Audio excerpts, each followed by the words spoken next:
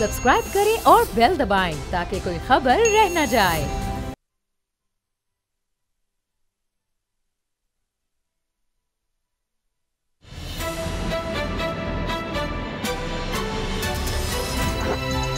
अब पता चला। बिस्मिल्लाहिर्रहमानिर्रहीम, अस्सलाम वालेकुम। मैं हूं मोहम्मद उसामा गाजी और आप देख रहे हैं अब पता चला। सुनते आए हैं कि पाकिस्तान एक ज़री मुल्क है। ये भी कहा जाता रहा है कि पाकिस्तान की मईशत का 70% से ज़ायद इन्हिसार बिल वास्ता या बिला वास्ता ज़राअत पर है। लेकिन ये करिश्मे भी हमारी गफलतों, नाअहलियों बल्कि बदनीयतियों ने दिखाए हैं कि इस ज़री कहलाने वाले मुल्क में ज़री अजनास ना सिर्फ बार बार नायाब हो जाती हैं बल्कि चीज़ें ज़मीन पर और इनकी कीमतें आसमान पर पाई जाती हैं। अभी सर फहरिस्त रोना चीनी का रोया जा रहा है। चेयरमैन होलसेल्स ग्रोसर्स एसोसिएशन के मुताबिक चीनी की एक्स मिल कीमत 4 रुपए बढ़कर 119 रुपए हो गई है, जबकि होलसेल में चीनी की कीमत 121 रुपए हो गई है। रिटेल सतह पर फी किलो चीनी की कीमत 125 से 130 रुपए तक पहुंची हुई है। ये करिश्मे उस पीटीआई के दौर में जाहिर हो रहे हैं जिसने माफिया से लड़ना था, जिसने करप्शन का कला कमा करना था। लेकिन इस वक्त हुकूमत की हालत उस उलझे हुए धागे के गोले की तरह है जिसे सुलझाने की कोशिश मजीद उलझा देती है। पेट्रोल हो, आटा या फिर चीनी, जिस मामले में हुकूमत ने नोटिस लिया, इसने फिर अवाम को तिगड़ी का नाच जरूर नचाया। यही अब महंगाई का मामला है। यह अवामी मसला अपोजिशन के लिए हुकूमत के खिलाफ तहरीक चलाने का बेहतरीन मौका साबित हो सकता है, लेकिन वहां भी अपने अपने मफादात और मुकदमात की जंग जारी है। हुकूमत मुखालिफ तहरीक जैसे चल रही है, इसे देखकर तो खुद अपोजिशन वाले भी परेशान हैं। हुकूमत ने भला परेशान क्या होना है? इसीलिए हुकूमत हर मामले में मनमानी पर उतरी है। नैब ऑर्डिनेंस में एक महीने के अंदर तीसरी बार तरमीम की गई है। और फिर अब ये जो ऑर्डिनेंस तीसरी मरतबा जारी हुआ है, इसके मुताबिक धोखाधड़ी और फ्रॉड के केसेस वापस नैब के सुपुर्द कर दिए गए हैं और नैब 6 अक्टूबर से पहले फ्रॉड के तमाम मुकदमात सुन सकेगा। इस तरमीम से आसिफ जरदारी, शहबाज शरीफ, शाहिद खाकान अब्बासी, मरियम नवाज समेत दूसरे अपोजिशन रहनुमाओं के मुकदमात पर क्या असर पड़ेगा, ये भेद भी जल्द खुल जाएगा। लेकिन एक भेद अब भी राज है और वो है कलअदम टीएलपी और हुकूमत के दरमियान होने वाला मुआहिदा, जिसे अब तक मंजर आम पर नहीं लाया गया। कहा जा रहा है कि ये 13 नुकाती मुआहिदा है, लेकिन हकीकत यह है कि मुआहिदे के बावजूद शुकूक व शुबात बाकी है। मुआहिदा कराने में पेश मुफ्ती मुनीबुर रहमान का कहना है कि जब तक तहरीक लब्बैक की मरकजी शुरा आइंदा के लाहे अमल का ऐलान न करते, तब तक धरने के शुरुका अपनी जगह मौजूद रहें। इन्होंने इस मुआहिदे की चौकीदारी का भी ऐलान किया है। ये कैसा मुआहिदा है? क्या हुकूमत टीएलपी से पाबंदी खत्म करेगी? साद रिजवी रिहा होंगे? इसी पर सबसे पहले बात करेंगे। बाबर डोगर साहब, गुलाम मुस्तफा मेरे साथ हैं। बाबर डोगर साहब, आप काफ़ी मैंने देखा कि एक्टिव रहे हैं, बहुत सी चीज़ों का आपको इस बारे में इल्म है, अगरचे मुआहिदा खुफिया रखा गया है। लेकिन एक तो ये मुआहिदे के हवाले से बताएं, जो बातें आ रही हैं कि जी साद रिजवी साहब की रिहाई हो जाएगी, यानी पाबंदी हटा ली जाएगी टीएलपी से, और दूसरी जानिब जो मेन चीज़ सामने आ रही है कि आइंदा सियासी धारे में टीएलपी रहेगी, कलम टीएलपी, और ये धरना और सड़क बंद करना ये नहीं होगा। क्या ये हो सकेगा? देखिए उसामा साहब, जो एग्रीमेंट हुआ है उसका फॉलोअप ये है कि आज लाहौर में एक स्टीयरिंग कमेटी की मीटिंग भी हुई है, जिसमें फेडरल मिनिस्टर अली मोहम्मद ख़ान जो थे वो ख़ास तौर पर इस्लामाबाद से आए थे। काफ़ी देर ये मीटिंग रही, उसमें टीएलपी की लीडरशिप भी शामिल थी और जो मायदा हुआ है उस पर किस तरह से अमल दरामद होगा और क्या कुछ किया जाएगा, ये सारा कुछ उस पर डिस्कस हुआ है। पहली बात तो ये है कि मायदे में जो चीज़ें हैं उनमें बुनियादी तौर पर तो मोटी मोटी चीज़ें हैं कि साद रिजवी साहब की रिहाई है, उसके बाद शेड्यूल 4 में जो इनके नाम दिए गए हैं वो वापस लेना है, कारकुनों की रिहाई, पर्चे जो है वो वापस कैंसिल करने, और उसके साथ साथ उसको जो कालम डिक्लेयर किया गया है वो वापस होना, और फ्रांसिस सफीर के हवाले से ये है कि उसको पार्लियामेंट में ले जाया जाए। अच्छा, अब उसमें कुछ जो मेरी लोगों से बात हुई है, आज जो मीटिंग हुई है उसमें उसके दो हिस्से हैं। कुछ ऐसे इश्यूज हैं जो कोर्ट में हैं, तो वो अल्टीमेटली कोर्ट से ही सेटल होने हैं। जैसे साद रिजवी साहब की जो रिहाई है वो अल्टीमेटली लाहौर हाई कोर्ट में भी है और सुप्रीम कोर्ट में भी है। 3 नवंबर को लाहौर हाई कोर्ट में उनकी नज़रबंदी की समाअत होनी है, जबकि उनकी नज़रबंदी के हक़ में जो सुप्रीम कोर्ट की एक वर्डिक्ट है उसके ख़िलाफ़ उनके चचा ने सुप्रीम कोर्ट में एक अपील की है, उसके भी डेट लगनी है। तो पंजाब गवर्नमेंट जो एग्रीमेंट ये हुआ कि जनाब कोर्ट उनको रिहा करेगी, लेकिन पंजाब गवर्नमेंट जो है, जो सरकारी वकील हैं, वो उनकी रिहाई को अपोज नहीं करेंगे, वो उसमें फैसिलिटेट करेंगे कि किस तरह से उनकी रिहाई हो जाए। इसके साथ साथ बाकी जो अरकान कारकुन हैं उन पे जो पर्चे हैं उनका स्टेटस क्या है, कोर्ट में कितने हैं, कोर्ट से बाहर कितने हैं, उनका अखराज जो है, अखराज का भी अल्टीमेटली एक प्रोसीजर है, तो उस पर टाइम लगेगा। तो ये सारे ये चीज़ें हैं। जहाँ तक फ्रांसीसी सफ़ीर के हवाले से बात है, उस पर मेरा ख्याल है कि शायद कुछ टाइम लिया गया है, कि उस पर गवर्नमेंट ने कुछ टाइम लिया कि जी हमें कुछ टाइम दें, इसको बाद में डिस्कस किया जाएगा। फ़िलहाल तो जो इमीडिएटली है वो साद रिजवी साहब की रिहाई, कारकुनों की रिहाई, पर्चों की वापसी और बाकी स्टेटस है। उस पे मीटिंग्स तो स्टार्ट हो गई हैं। जी जी। जिस तरह से रात को मुफ्ती मुनीबुर रहमान रात 2 बजे उन्होंने जो वज़ीराबाद में जो इनके लोग बैठे हुए हैं उनको भी धरने को भी खिताब किया, आज एक प्रेस कॉन्फ्रेंस भी की है, तो उसमें उन्होंने डिटेल्स दी हैं कुछ कि जनाब के जो गवर्नमेंट के साथ जो एग्रीमेंट हुआ है, अब गवर्नमेंट जो है वो उसको एग्जीक्यूट करे, फौरी तौर पे उसको एग्जीक्यूट करे। आज की मीटिंग में भी गवर्नमेंट जो है वो ये चाह रही है कि अब ये जो लोग हैं, रास्ते तो खुल गए हैं सारे, ये लोग भी अब घरों को जाएं और ये 3-4 दिन लग जाएंगे और गवर्नमेंट अपनी कमिटमेंट पे कायम है। अभी शायद वज़ीराबाद में किसी ग्राउंड में इन लोगों को कहा है कि वहाँ बैठें जब तक अगला अमल नहीं आता। गुलाम रज़ा साहब, सिलानी वेलफेयर ट्रस्ट के सरबराह मौलाना बशीर अहमद फ़ारूकी साहब, उन्होंने बशीर फ़ारूकी साहब ने ये कहा है कि इसमें आर्मी चीफ़ का बहुत अहम किरदार रहा है और उन्होंने बड़ा इसमें रोल प्ले किया कि किसी तरह से ये खून खराबा ना हो, और यकीनन ये नज़र आ रहा था कि खुदा न खास्ता ऐसी सूरत-ए-हाल बनती नज़र आ रही थी कि इसमें सैकड़ों जाने जा सकती थी। तो लगता है कि उससे तो हम अल्लाह ताला ने हमें बचा लिया, बड़े अच्छे तरीके से मामला हल हो गया। लेकिन अब आर्मी चीफ़ का तो इसमें किरदार है, क्या हुकूमत भी उसी तरह से बिल्कुल साथ है? सबसे पहले तो ये जो जिस किरदार की उन्होंने बात की है, ये एक कमेटी की, नेशनल सिक्योरिटी कमेटी की मीटिंग बुलाई गई थी। नेशनल सिक्योरिटी कमेटी की मीटिंग में तमाम जो हमारे अस्करी अदारे हैं उनके सरबराहान को बुलाया गया था, तमाम फोर्सेस के सरबराहान भी शामिल थे और तमाम जो हमारे इंटेलिजेंस अदारे हैं उनके सरबराहान भी शामिल थे। तो वहाँ पे इस बात का फ़ैसला हुआ था। एक तरफ ये कहा जा रहा था कुछ लोगों की जानिब से जो पार्टिसिपेंट थे कि हुकूमत की रिट जो है वो चैलेंज हो रही है, हमें अपनी रिट को कायम करना है। और लेकिन वहाँ पे कुछ सवाल इस तरह का भी हुआ कि ऑन व्हाट कॉस्ट आपने ये रिट जो है वो कायम करनी है, क्या शहरियों के ऊपर जो है वो फायरिंग करके और उनके साथ आमने सामने खड़े होकर एक दूसरे के ऊपर गोलियां चला के रिट कायम होगी। तो ये बुनियादी एक नुक्ता था जिसका ज़िक्र मुफ्ती मुनीबुर रहमान साहब ने अपने जो कल की उनकी प्रेस कॉन्फ्रेंस थी उसमें भी किया कि क्या वाह ऑर्डिनेंस फैक्ट्री में बनने वाली गोलियां जो हैं वो हम पाकिस्तानियों के ऊपर लगाएंगे। तो ये वो वहाँ पे एक मरकज़ी नुक्ता ये था। उसी नुक्ते को मद्देनज़र रखते हुए बात को आगे बढ़ाया गया और मुफ्ती मुनीबुर रहमान साहब से मुलाकात भी चीफ ऑफ आर्मी स्टाफ की हुई सैटरडे के रोज़, और उनमें एक करीम डैडी और बशीर जो थे फ़ारूकी साहब वो मौजूद थे।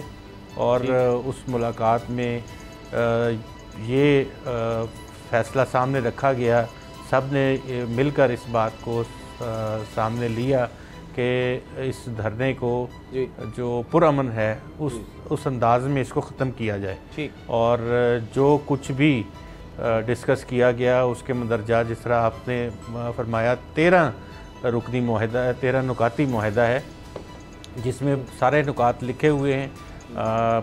जो पर्सनल गेंस थे वो TLP के नहीं हैं, इसमें वो सानवी हैसियत रखते हैं। सबसे पहला मामला जो था पहले तो ये डिस्कस किया गया कि जो फ्रांस के सफ़ीर हैं उनके हवाले से, तो वो ऑलरेडी खबर चली है मामला मौजूद है। फ्रांस के सफ़ीर की जो मुल्क बदरी है उससे उस डिमांड से पीछे हटी है TLP।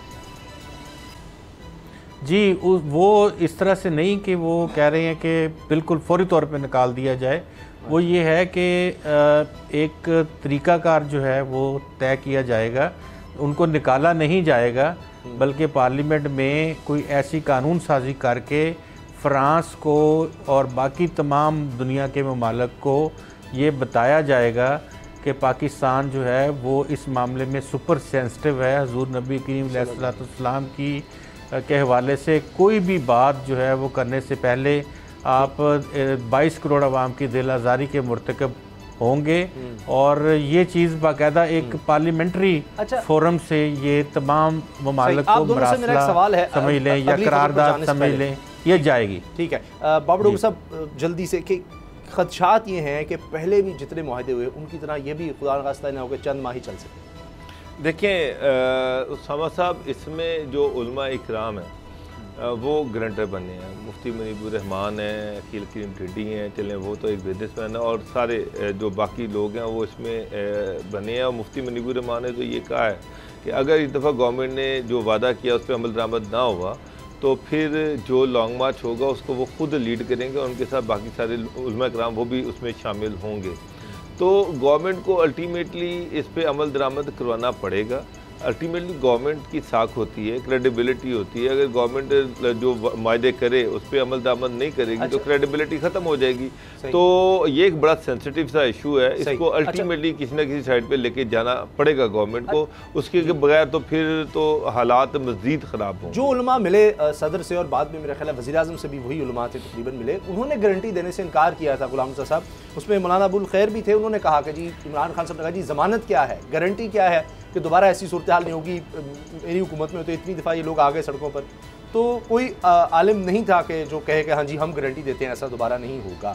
तो फिर कहा जा रहा है कि फिर ऐसे मुनीबुर रहमान साहब बीच में आए।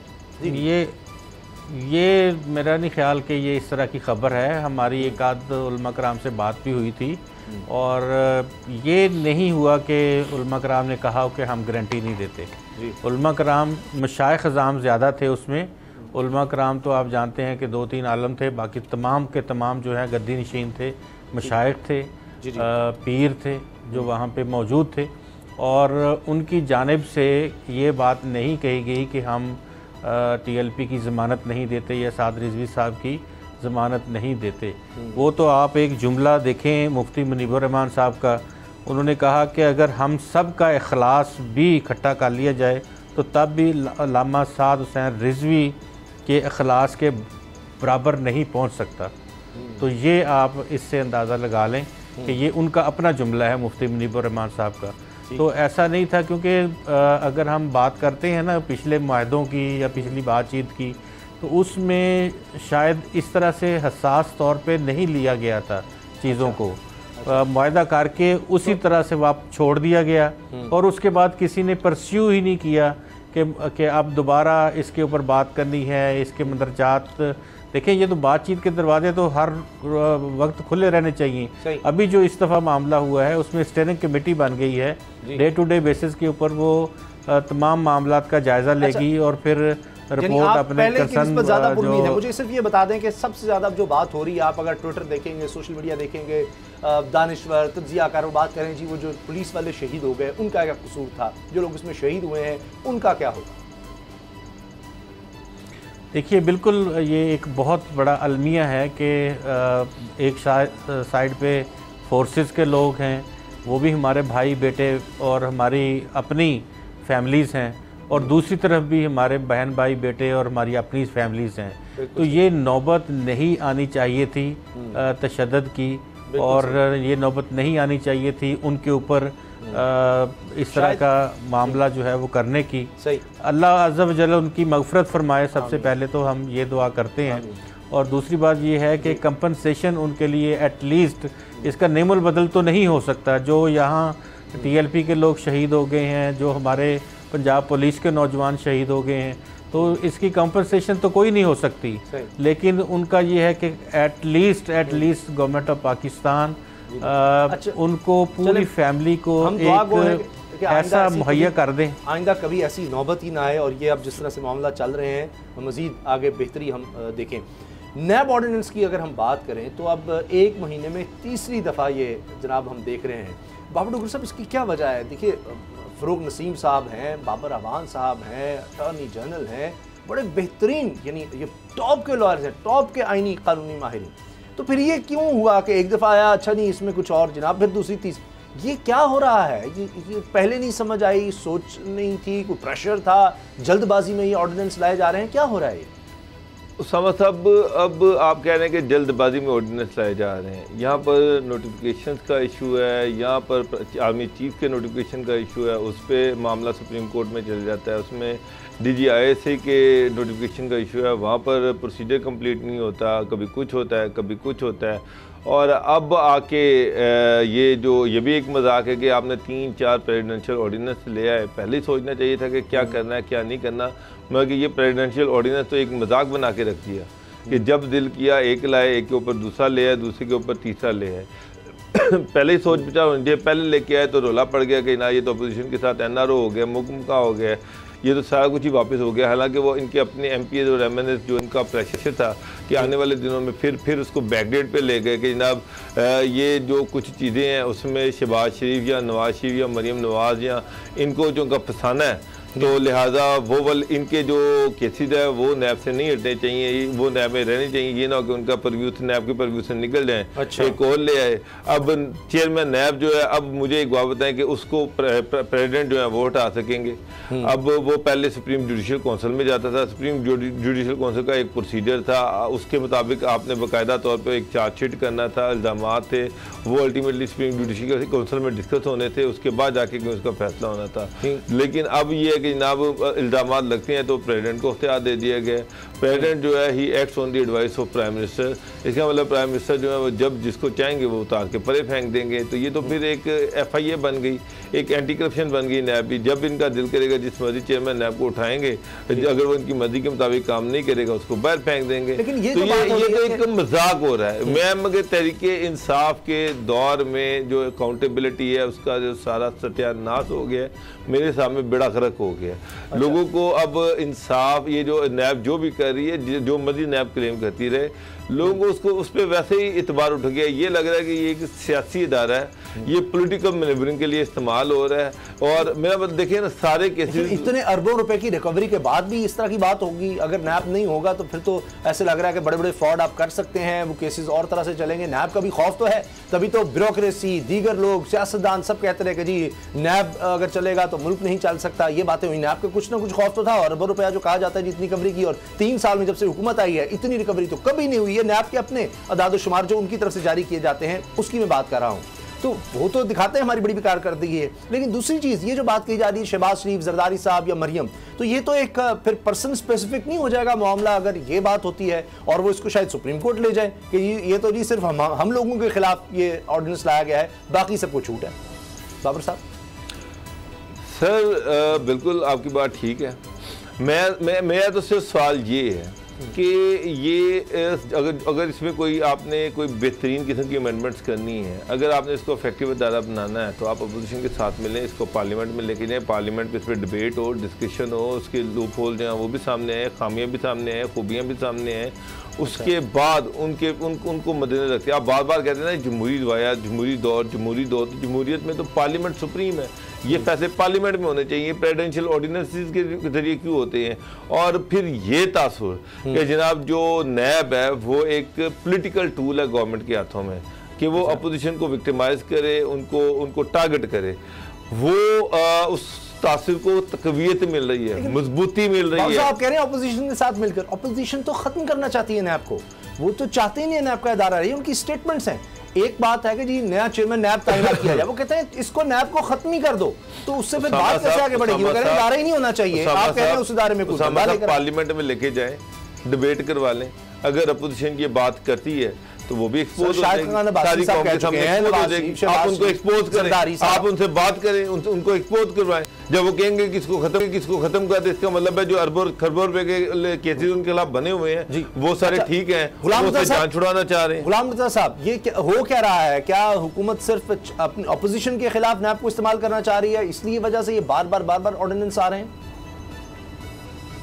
बिल्कुल, ये तो साफ नज़र आ रहा है कि इससे पहले जिस तरह से नैब को चलाया जा रहा था, वो सिवाय इसके कि अपोजिशन को दीवार के साथ लगाया जाए, उसके अलावा तो आपको कोई ज़्यादा कारकर्दगी के हवाले से कुछ चीज़ें नज़र नहीं आती हैं। जो आपने आर्गूमेंट किया कि अपोजिशन चाहती है कि पाकिस्तान पीपल्स पार्टी या पाकिस्तान मुस्लिम लीग नवाज़ तो आप अगर इनके अदवार जो हैं 5-5 साल के दौर हैं, इन अदवार में आप ये देखें कि पाकिस्तान मुस्लिम लीग नवाज़ ने पाकिस्तान पीपल्स पार्टी से ताउन नहीं किया था नैब के ख़ात्मे के लिए, और वो बातें करते रहे, कमेटी बनी रही, लेकिन वो खट्टे ना हो सके।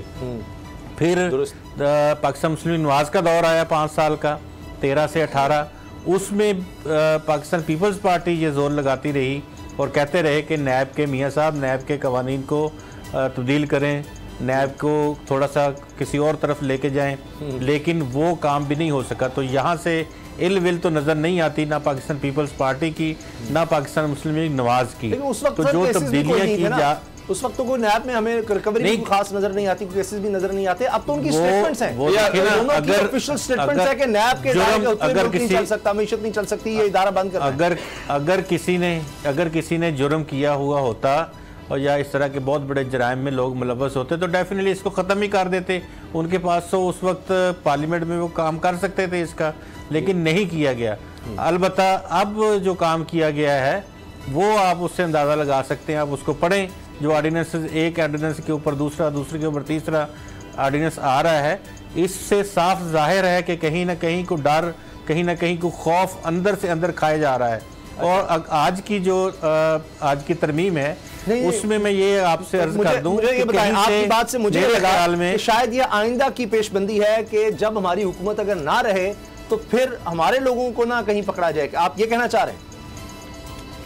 जी बिल्कुल, ये यही बात मैंने कही है और यही मैं कह रहा हूँ कि पेशबंदी है ये, कि कहीं किसी न किसी जगह से कि हमें वो निशाना ना बनाया जा सके अगर तहरीक इंसाफ की जो इनको निशाना बनाया गया था। फिर अगर नून लीग या कोई और आता है तो क्या वो खत्म करता है नहीं नैब को, क्योंकि वो तो ये स्टेटमेंट्स दे चुके हैं कि नैब का इदारा नहीं होना चाहिए। ब्रेक लेनी जी, ब्रेक के बाद बात करेंगे पाकिस्तान पीपल्स पार्टी और PMLN क्या फिर इकट्ठे होने जा रहे हैं, फिर से PDM अब प्लस होगी और ये इस हुकूमत को गिराएंगे। ब्रेक के बाद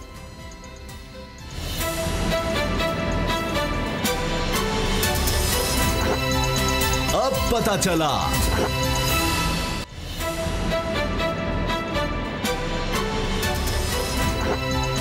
अब पता चला PDM क्या फिर प्लस होने जा रही है। पीपल्स पार्टी बड़े गुस्से से नाराज होकर जनाब PDM से निकली थी, अवामी नेशनल पार्टी भी, अब दोबारा राब्ते हो रहे हैं। इनको बैकडोर कहेंगे या फ्रंट डोर कहेंगे, क्योंकि खुर्शीद शाह साहब से राब्ते कर रहे हैं हमजा शहबाज साहब। तो ये अब लग रहा है कि दोबारा जो नून लीग है वो एक्टिव हो रही है शहबाज साहब के थ्रू। और 11 नवंबर को इजलास तलब कर लिया गया है नवाज शरीफ साहब की दरख्वास्त पर। अब ये PDM का गुलाम रज़ा साहब, एक तरफ ये इजलास तलब किया जा रहा है, शहबाज शरीफ साहब कह रहे हैं जी अभी तहरीक-ए-तहरीक के बाद हम इमरान खान के खिलाफ लाना ही नहीं चाहते। तो फिर ये सब हो क्या रहा है? पीपल्स पार्टी को लाने के लिए हो रहा है? ये कितने अरसे का ये सारा प्रोसीजर है? ये इलेक्शंस तक चलेगा? देखिए, मौलाना फजल रहमान जो हैं वो सख्त ख़िलाफ़ हैं इस बात के कि किसी भी असम्बली में ऐसी कोई भी तहरीक पेश की जाए और कोई ऐसा हुकूमत की तब्दीली का जो मामला है वो सामने लाया जाए। वो तो सिर्फ़ और सिर्फ इस बात के ऊपर मौजूद हैं कि नए इंतखाबात के लिए बात की जाए। PDM के हवाले से पाकिस्तान पीपल्स पार्टी तो PDM का हिस्सा नहीं है, लेकिन आपको मैं अंदर की खबर बताता चलूँ कि पाकिस्तान पीपल्स पार्टी इस वक्त इस्टेब्लिशमेंट के साथ मुकम्मल तौर पे राब्तों में है। अच्छा। और शहबाज शरीफ साहब के साथ भी राब्तों में है थ्रू सम लीडर्स। और अच्छा। ये किया जा रहा है कि सेकंड ऑप्शन के तौर पे अगर PDM जो है वो टूट फूट का शिकार हो तो फिर फौरी तौर पे सूबा पंजाब में सबसे पहले जो तहरीक है वो लेके आएँ और उसके बाद फिर मरकज़ में तहरीक जो है वो लेके आएँ। तो अच्छा। ये इस सूरत हाल में पाकिस्तान पीपल्स पार्टी और पाकिस्तान मुस्लिम लीग नवाज़ जो हैं उसमें मुस्लिम लीग नवाज़ में ख़ुसूसी तौर पे मैं ज़िक्र करूँगा मियाँ शहबाज शरीफ साहब का कि वो ये चाहते हैं और ये सेकंड ऑप्शन के तौर पे इसको लिया जा रहा है। जो PDM का इजलास बुलाया जा रहा है इसमें भी इस बात के ऊपर गौर किया जाएगा और वहाँ पे पाकिस्तान पीपल्स पार्टी तो मौजूद नहीं होगी, लेकिन जो मौलाना फजल रहमान हैं उनको किसी तरह से कायल करने की कोशिश की जाएगी कि वो अदम एतमाद की तहरीक के मामले में नरमी पैदा करें अपने अंदर। अच्छा। और ये जी अगर मियां नवाज शरीफ और मौलाना फजल रहमान इस बात के ऊपर मान जाते हैं तो फिर यही पॉलिटिक्स आगे चलेगी। अदरवाइज एट दिस टाइम ये मियां नवाज शरीफ और मौलाना फजल रहमान साहब जो हैं वो दोनों इस बात के ऊपर पूरी तरह से एक किस्म की उनकी ऐसा है जैसे फिक्स हुए हैं कि हमने नए इंतखाबात की तरफ जाना है। हमने इस जाना किस तरह है, जिस तरह का डीजी खान में जलसा हुआ बड़ा भरपूर अपनी तरफ से हुआ होगा, लेकिन इससे तो नहीं नए इंतखाबात होने वाले। बाबू साहब अजीब बात है, शहबाज शरीफ साहब जाते हैं तो मरीम साहबा कहती हैं जी मैं इस दफ़ा नहीं जा रही। ये चक्कर क्या है? फैसलाबाद मरीम साहबा होंगी तो शहबाज शरीफ नहीं होंगे, वहाँ जो नारे लगेंगे शहबाज शरीफ साहब कहेंगे कि जी ये तो हमारे लोग ही नहीं है जो नारे लगाए, और वहाँ पर वो बंदा जो नारे लगवा रहा था वो कह रहा था जी मुझे कैप्टन टैड सफदर ने कहा था ये नारे लगवाने के लिए। वो मामला मरीम साहब से जुड़ रहा है। उसके बाद कहता है जी ये तो हमें डिसोन कर रहे हैं, वो फाड़ कर माफ़ी मांग कर इदारों से वो जनाब कहता है जी मैं पार्टी छोड़ रहा हूँ। ये हो क्या रहा है? किस तरह से मुझे बताएं। पीडीएम जो है यकसू नहीं है, एक फोकस नहीं है, अपने अंदर वो एक ताकत नहीं है। कारकुन बेचारे परेशान है। हमने मरीम की तरफ देखना है, शहबाज शरीफ की तरफ देखना है। उधर जाते हैं तो मियाँ जवेद को नोटिस मिल जाते हैं, नोटिस भी मिलता है तो 1 महीना हो गया उसका जवाब ही नहीं आया। मियाँ जवेद जब कहते हैं जी मैंने जहाँ जवाब देना था वहाँ दे दिया। ये हो क्या रहा है?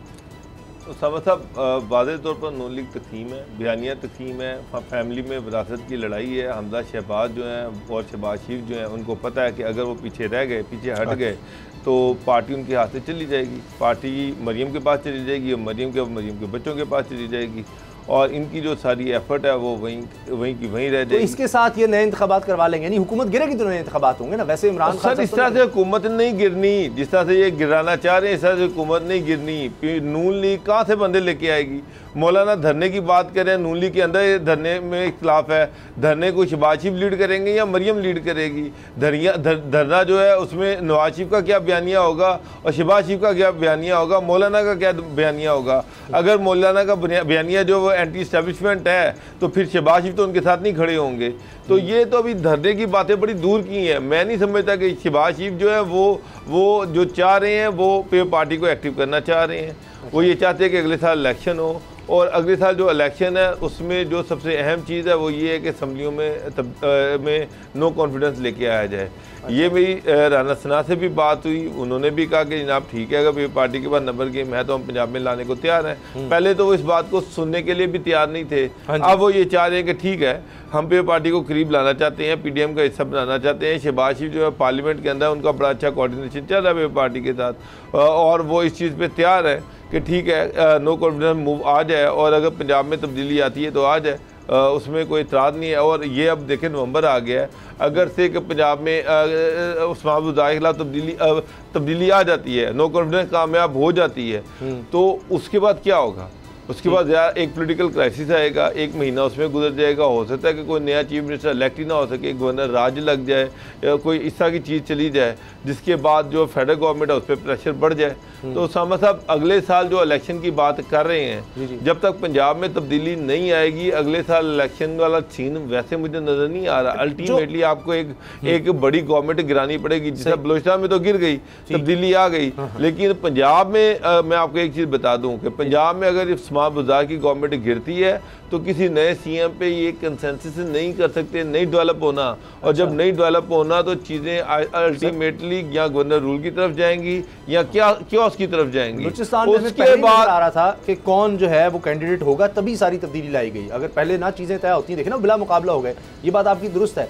मगर जो वज़ीर आला सिंध बात कर रहे हैं कि हवाओं का रुख बदल गया है, तहरीक इंसाफ की ज़मानतें ज़ब्त होंगी, गुलाम रज़ा साहब कह रहे हैं कि एस्टैब्लिशमेंट से बड़े ज़बरदस्त राब्ते हो रहे हैं, आप क्या कहते हैं इस पर? ये जो हवाओं का रुख बदल रहा है, ये इस तरह का जुमला नवाज शरीफ ने बोला, कहता कि हवाएं चल पड़ी हैं, अब वो जो वकला तहरीक थी तब समझा हवाएं तो चलती नज़र आ रही हैं। बिल्कुल लग रहा है कि जिस तरह से हवाएं चल रही हैं, जिस तरह से पीटीआई गवर्नमेंट ने यह टीएलपी का इशू हैंडल किया, जिस तरह से ये महंगाई है, जिस तरह से बेरोज़गारी है, जिस तरह से कोई गवर्नेंस नाम की चीज़ नज़र नहीं आ रही, इससे तो लग रहा है कि गवर्नमेंट और फिर पीटीआई के अंदर इख्तलाफात हैं। जहांगीर तीन ग्रुप अलहदा है इमरान खान साहब के, और उसके अलावा बहुत सारे पीटीआई के एमएनएज और एमपीज जो हैं वो इस चीज़ का इंतज़ार कर रहे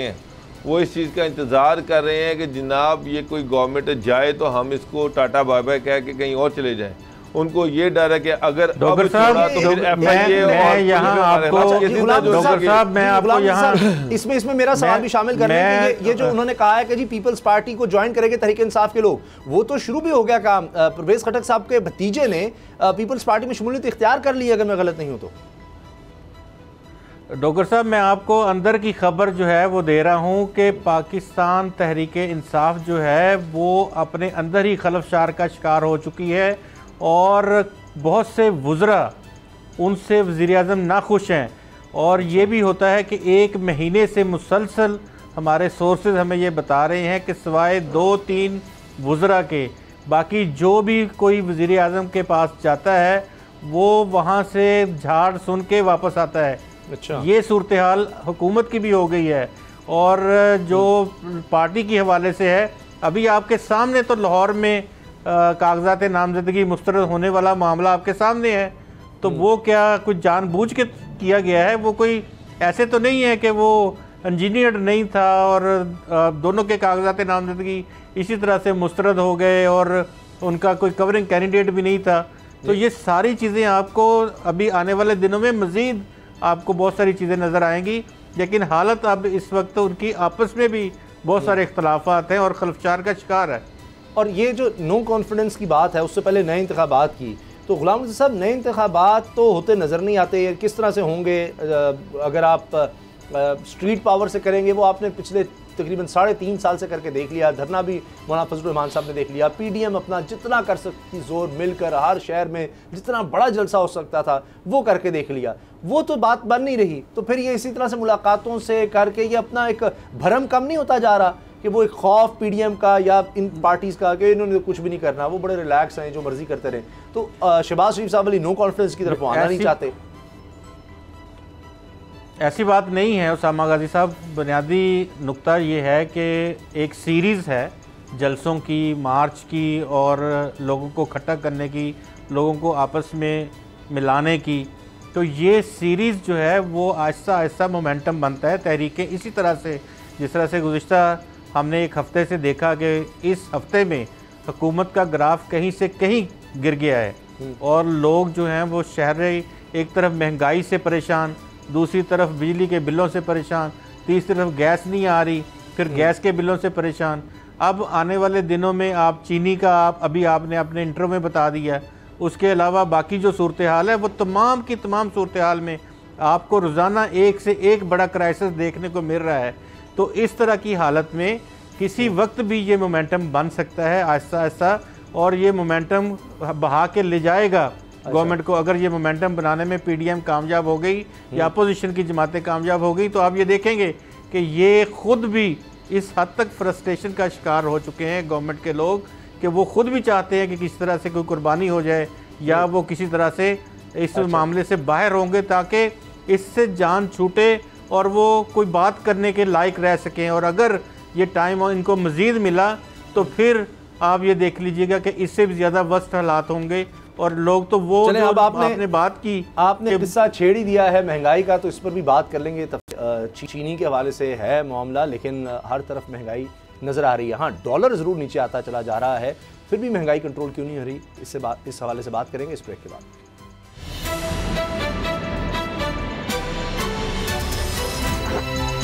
अब पता चला।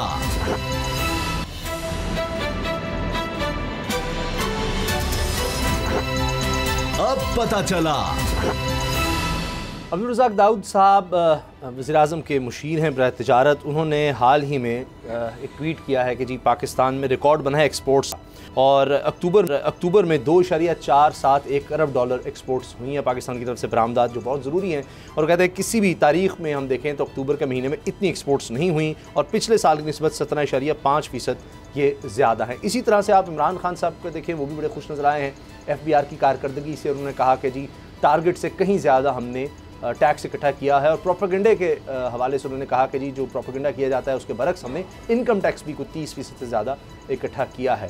तो इस पर बाबर डोगर साहब, एक तरफ तो हम देख रहे हैं कि ये अच्छे इंडिकेटर्स हैं, एक्सपोर्ट आपकी बढ़ना, दो ही तरह से मुल्क कमा रहा होता है, एक तो एक्सपोर्ट बाहर से बरामदात जब आप बाहर बेच रहे हैं उससे आप कमा रहे हैं, और दूसरा मुल्क के अंदर आप टैक्स इकट्ठा कर रहे हैं। तो दोनों चीज़ें बढ़ तो रही हैं, लेकिन यहाँ महंगाई क्यों बढ़ रही है फिर?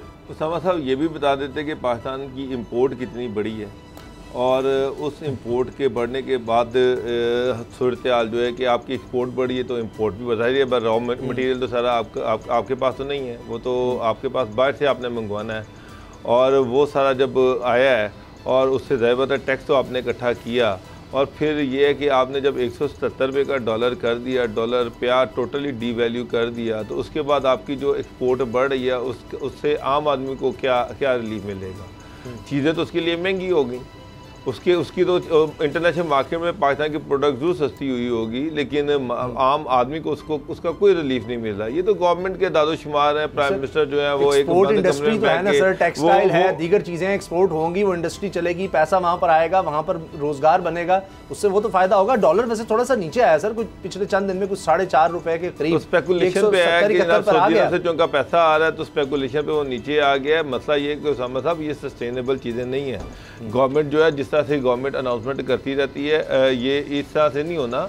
आपको ये मान लें कि इकोनॉमी इनसे नहीं संभल रही, इनके बस का काम नहीं इकोनॉमी को संभालना, और फिर एक पर्टिकुलर माफिया प्राइम मिनिस्टर के इर्द गिर्द बैठा हुआ है जो अरबों रुपया कमा रहा है, गलत दादोशुमार बता कर के इंपोर्ट में इतना हो गया, टैक्स में इतना इजाफा हो गया, इस दफ़ा एक्सपोर्ट इतनी बढ़ गई।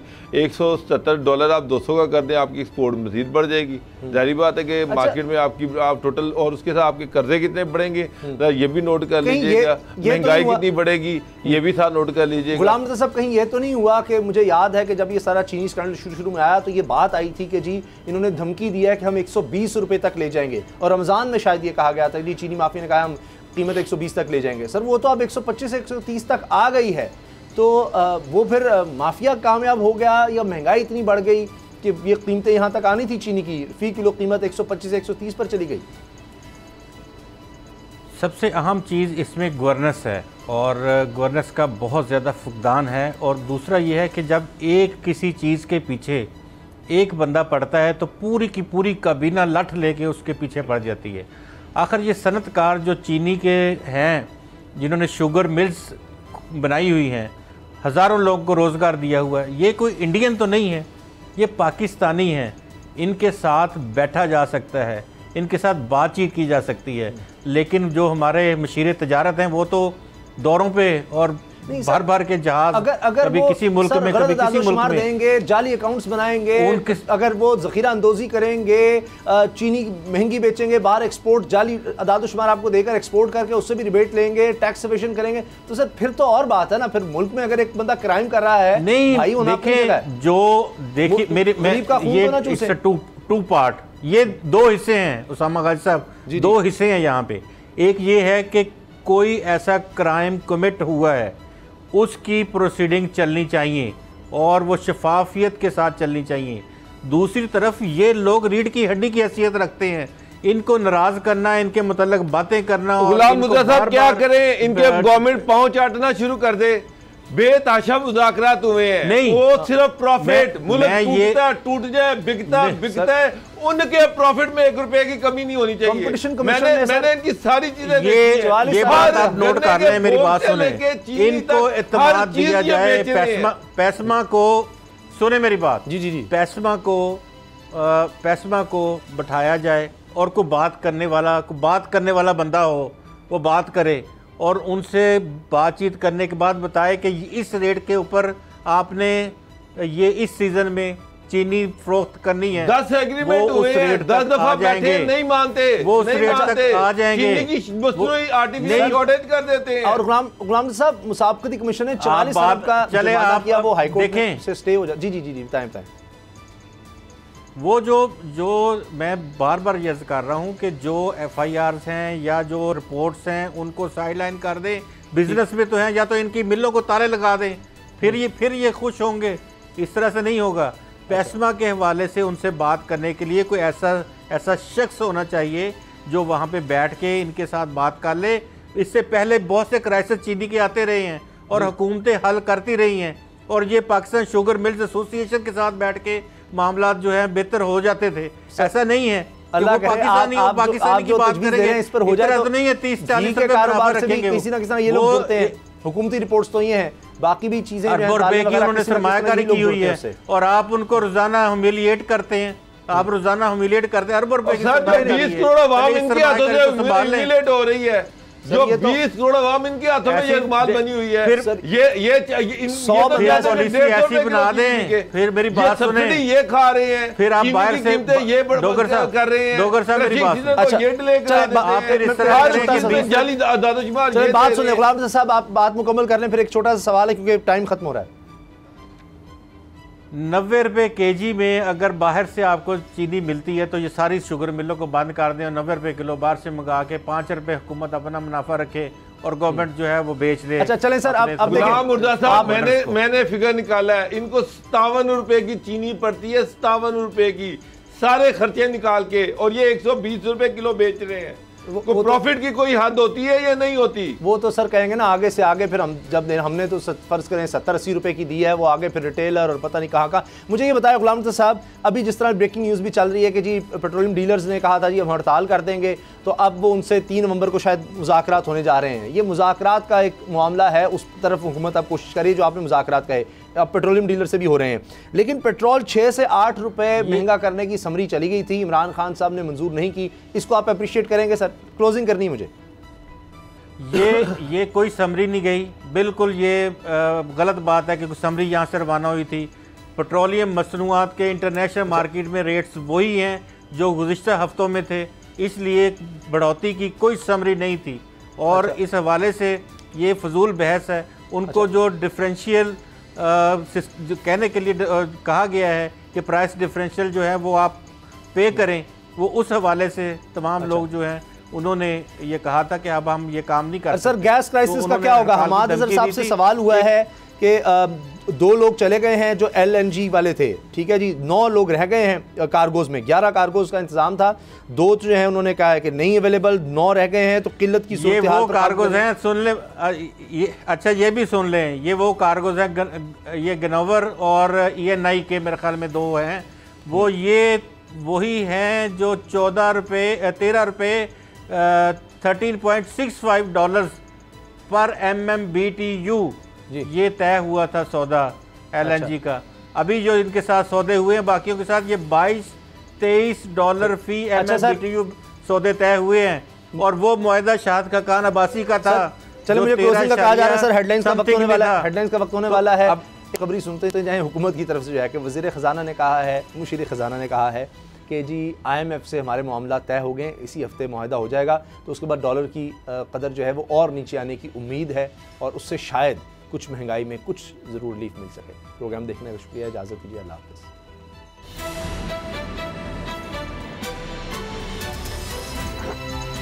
अब पता चला। सब्सक्राइब करें और बेल दबाएं ताकि कोई खबर रह न जाए।